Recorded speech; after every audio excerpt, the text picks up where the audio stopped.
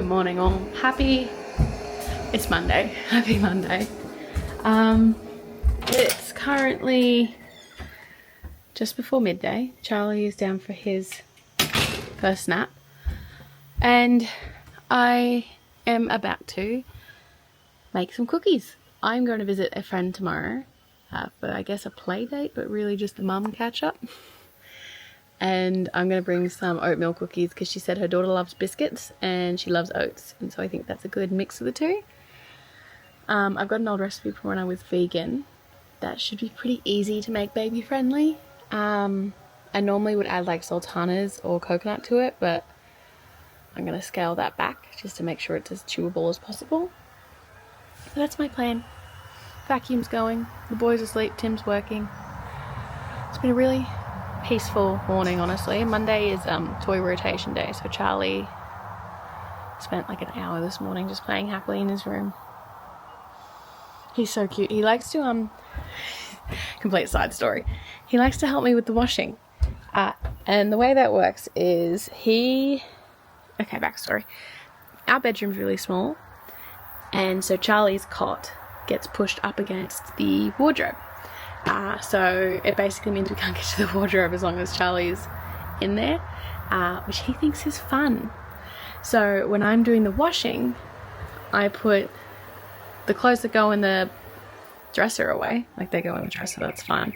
And then anything that's got to get hung up, I throw on him in the cot, which sounds brutal. It's clothes, it's fabric, it's fine. And I make sure he can, pull it off if he needs to, but he just thinks it's so funny.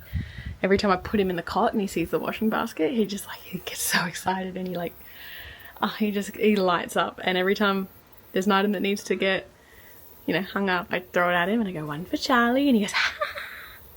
He's so cute. I think I got footage of it this morning, so I'll pop it in there. But it's just like, it's so cute. It's just a way of actually being able to get chores done with a boy who likes to be heavily involved. This one goes in the drawer, but this one for Charlie. And this one in the drawer, but this one for Charlie. Okay. And this one goes in the drawer, but this one is for Charlie. This one in the drawer. This one for Charlie. Where's Charlie? He's just such a cutie. Anyway, I'm going to get started on these cookies before he wakes up. I'm going to do that. Yes, this is by no means a tutorial. I probably will link the recipe. I'm just adding, normal butter and normal milk where it says vegan butter and milk. And I just thought I'd do this while I chat about, life and all the fun stuff. So, as was said in the video from Sunday, or One Take Sunday, or whatever we did, we had dog hair in the butter. We had our family date night last night. It did not go according to plan, but it was still a beautiful night. We typically do our family date night at a place around the corner. It's like a drive. It's the country version of around the corner. It used to be just a butcher, and then they opened up a grill as an attachment on the side. We normally go there on a Saturday, normally for family date night, just because that's easier. We had friends over on Saturday, so we decided to move it to Sunday last minute because they didn't really feel like coming with us, which is fair. So we rescheduled that for Sunday. Anyway, got all of us in the car, made the drive out, start driving up, and we go, there's no cars outside. And then we got there and we're like, doors aren't open. Long story short, we forgot we live in the country where things aren't always open every single day of the week. In fact, this place is shut 3 days a week. And we had no idea.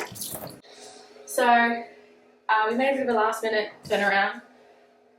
Drove all the way back here, or back to town here. Tossed up the idea of going to the pub in town.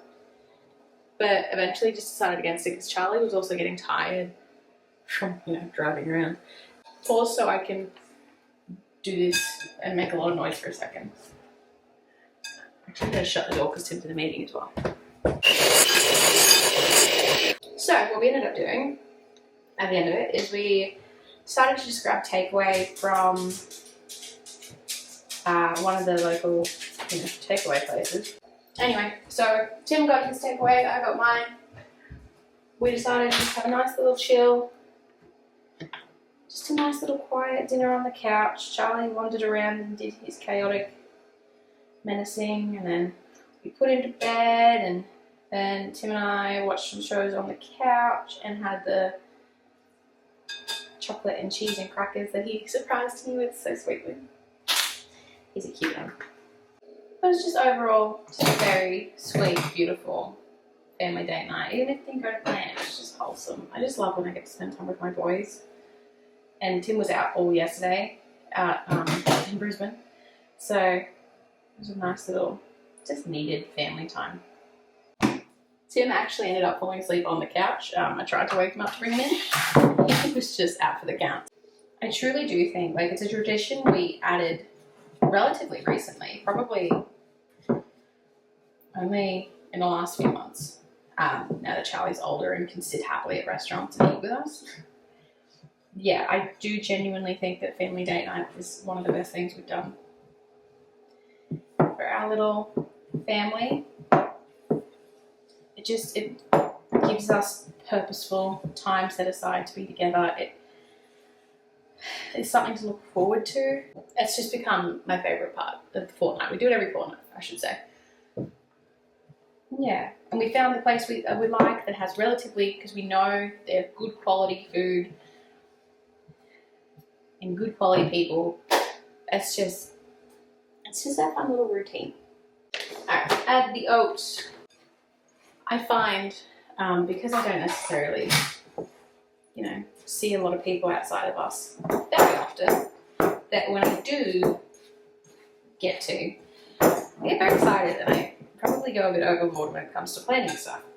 Like, I know I don't have to make these. Like, I don't have to show up with cookies, but I want to because it's a nice excuse to make cookies and it's fun, and I don't get to make treats for other people very often. Same as like I went overboard making cookies and poppy seed loaf and 2 loaves of bread last week for our friends who are on the weekend. Like, I get excited. Sue me. Surprise camera change.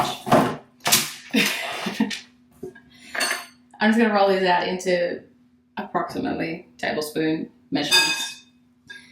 Anyway, overall, it was a really beautiful weekend. We had just full of, wow, yeah, so different tablespoon measurements. Let me start from the beginning.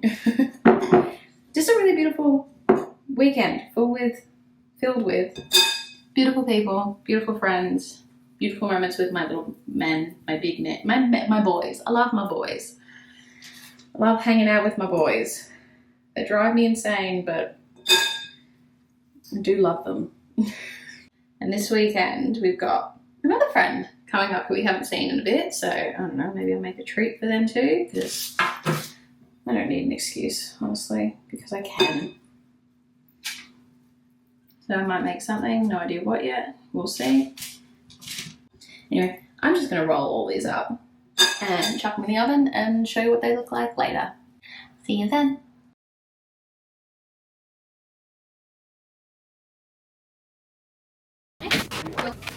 Alrighty, this is what we are looking like. The recipe said it would make 15. This is significantly more than 15, and this one that I've already taste tested. They're so good, so yummy. I think perfect treat for the little ones tomorrow and the older ones. Yeah, I'm happy with them. Anyway, I should get back to my boy and my husband because he's on his lunch break. But yeah, that was my little experiment for the morning. Ladies and gentlemen, the time has come and gone. Leaving the Apple Watch again off my wrist, possibly for the last time.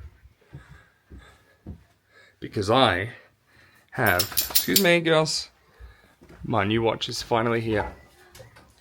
And it's currently telling me I have 36 days of battery at 90% health.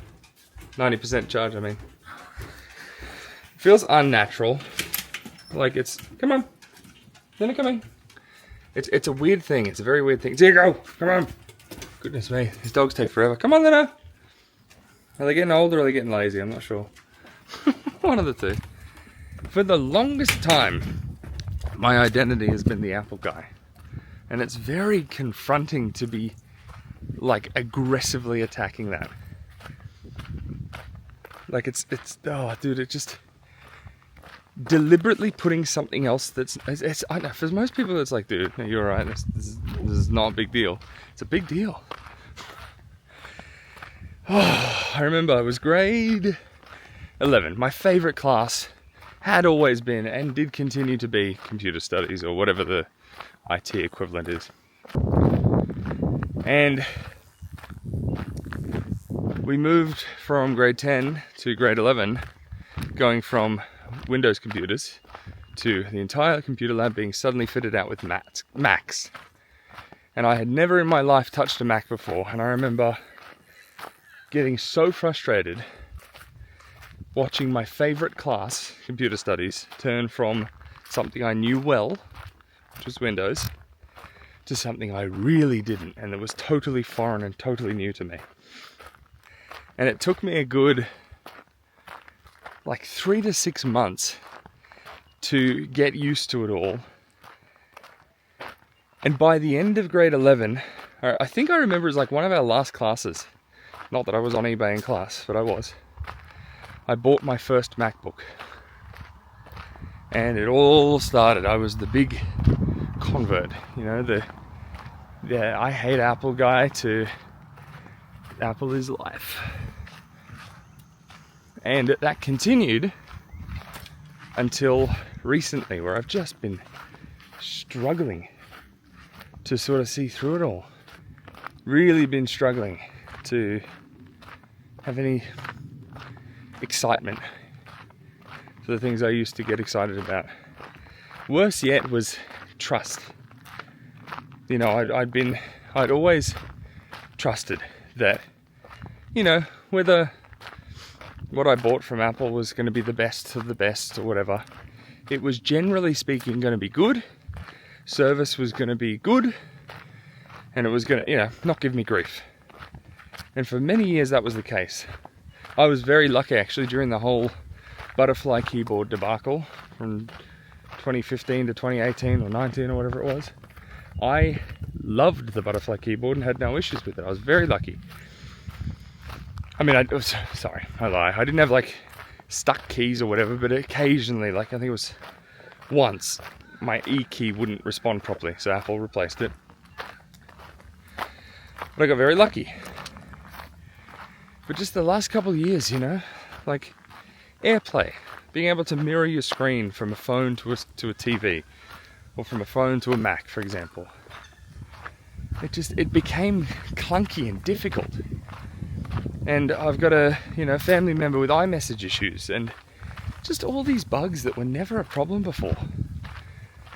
Apple sort of shifted from being the, you know, top-notch hardware people to, we're going to put out, you know, however many iPhones there are each year, 5 or 6, and make things really difficult, like, you know, walk you up the pricing ladder basically, and focus more on services because they make us more money.